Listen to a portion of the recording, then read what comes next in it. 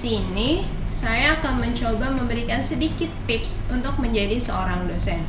Tidak hanya dosen desain, tetapi dosen-dosen lain pada umumnya harus melakukan ini. Tadi saya sudah sedikit menyinggung. Yang pertama adalah kalian harus S2 dulu. S2 itu minimal, merupakan syarat minimal. Dan diharapkan malah tidak berhenti di S2, tetapi akan menempuh S3, bahkan mungkin nanti akan mencapai gelar profesor. Wow, itu tinggi sekali ya. Mudah-mudahan sih bisa mencapai ke situ.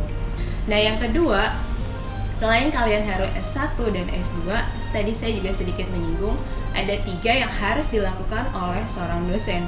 Dan kalian harus sanggup dan menguasai itu, yaitu pendidikan pengajaran, penelitian, dan pengabdian kepada masyarakat.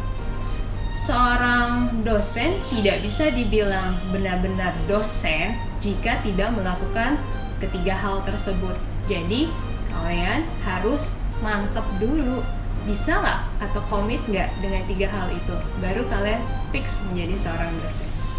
Dan yang ketiga adalah diharapkan seorang dosen itu memiliki sertifikasi pendidik. Yes, nggak cuman polisi atau mungkin pilot yang ada sertifikasinya. Seorang dosen pun harus memiliki sertifikasi pendidik.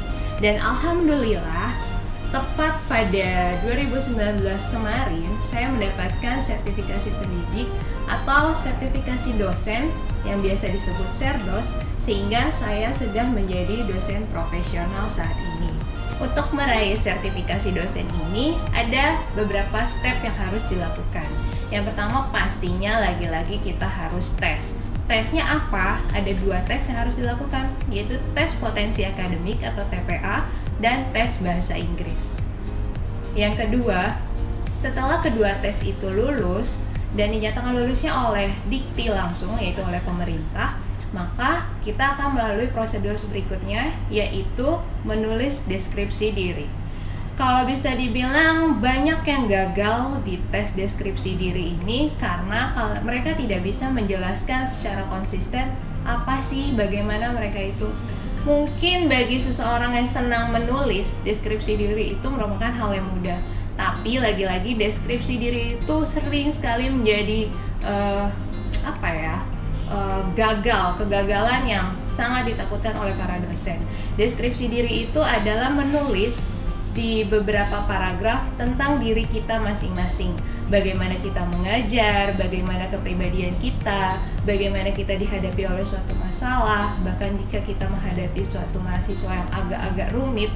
Nah, itu biasanya dideskripsikan di deskripsi diri ini. Dan yang terakhir, kalau kalian ingin meraih sertifikasi dosen, selain melalui tes-tes tadi, tentunya kalian harus menunggu dulu dinyatakan lulus apa tidak.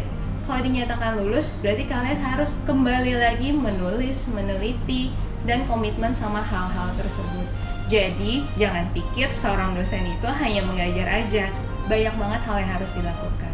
Jadi, tetap semangat ya buat yang pengen jadi dosen. Sepertinya saya harus kembali bekerja. Jadi, kayaknya untuk episode ini sampai di sini aja ya.